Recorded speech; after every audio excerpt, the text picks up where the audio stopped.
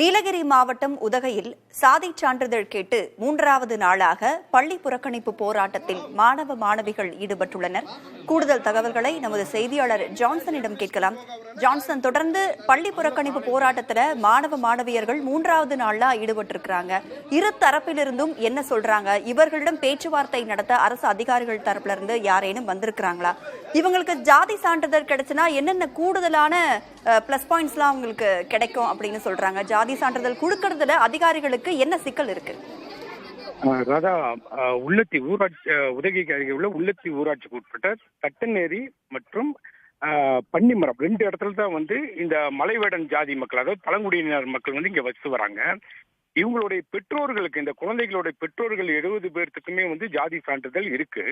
ஆனா இதோடைய குழந்தைகளுக்கு பள்ளிக்கு அனுப்பும் போது அங்க ஜாதி சான்றிதழ் இல்லாதனால இவர்கள் ஒரு தலைமுறை, அதாவது 1995ஆம் ஆண்டு வரை மட்டுமே இவர்களுக்கு ஜாதி சான்றிதழ் வழங்கப்பட்டது. அதன் பிறகு நிறுத்தப்பட்ட காரணத்தினால இவங்களால் தொடர்ந்து மேற்படிப்பு படிக்கும் போதும் அல்லது ஒரு அரசு வேலைக்கோ இதுவரைக்கும் போக முடியாத ஒரு சூழ்நிலையில் தான் இந்த கிராம மக்களை தவித்து வருகிறார்கள். இது குறித்து ஏறக்குறைய 30 ஆண்டு காலமாக பல்வேறு மாவட்ட ஆட்சியர், பல்வேறு அரசு உயர் அதிகாரிகள் உள்ளிட்ட பலரிடம் பேசி கூட எந்த விதமான நடவடிக்கையும் எடுக்காத காரணத்தினால் இன்னைக்கு அந்த கிராமத்துடைய முகப்பு வாயில ஸ்டூடெண்ட்ஸ், அதாவது இந்த சிறிய குழந்தைகள் அனைவரையும் அங்க கிராமத்து முகப்பு பகுதியில உட்கார வச்சு கடந்த 3 நாட்களாக போராட்டத்தில் ஈடுபட்டு வருகிறார்கள்.